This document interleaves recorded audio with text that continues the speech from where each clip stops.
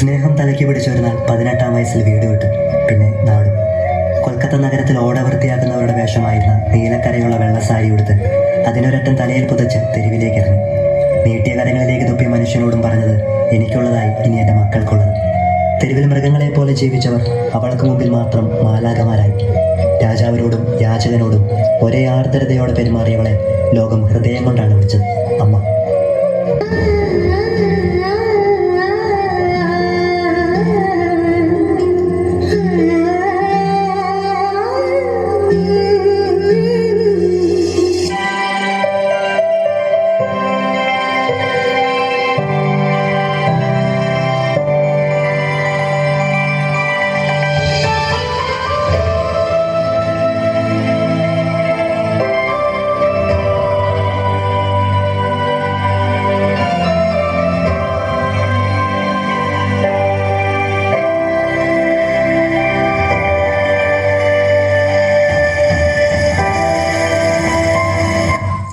യുവാക്കളുടെ hero, jeans ധരിച്ച, cooling glass ധരിച്ചിരുന്ന 21-ാം നൂറ്റാണ്ടിലെ ഒരു ന്യൂ ജെൻ ബാലൻ.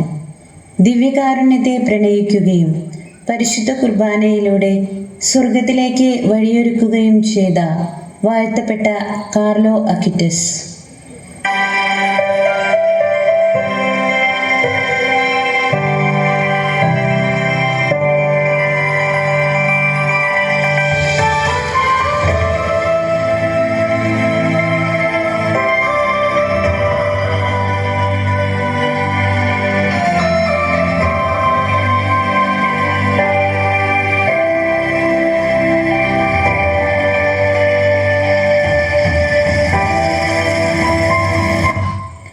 കുട്ടികളുടെ മധ്യസ്ഥനായ വിശുദ്ധ ഡൊമിനിക് സേവിയോ പറയുന്നു, ഓ മറിയമേ, എൻ്റെ ഹൃദയം അങ്ങേയ്ക്കായിത്തീരുന്നു, അത് നിൻ്റേതായി സൂക്ഷിക്കണമേ. ഈശോയെ, മറിയമേ, എൻ്റെ സ്നേഹിതനായിരിക്കണമേ.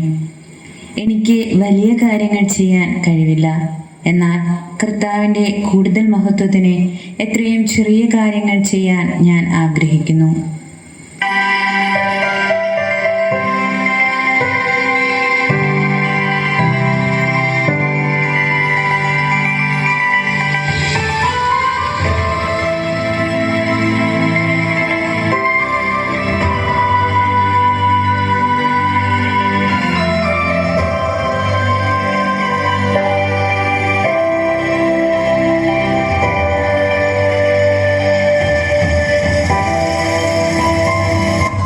ത്യാഗപൂർണമായ സന്യാസ ജീവിതത്തിലൂടെയും സത്യത്തിൻ്റെയും ദൈവസ്നേഹത്തിൻ്റെയും വചനപ്രഘോഷണങ്ങളിലൂടെയും അനന്തമായ ദൈവകാരുണ്യം നിറഞ്ഞ അത്ഭുത പ്രവർത്തനങ്ങളിലൂടെയും ദൈവത്തെ കണ്ടെത്തുവാൻ ഏവരെയും പ്രാപ്തരാക്കിയ വിശുദ്ധ അന്തോണീസെ, ഞങ്ങൾക്ക് വേണ്ടി പ്രാർത്ഥിക്കണമേ.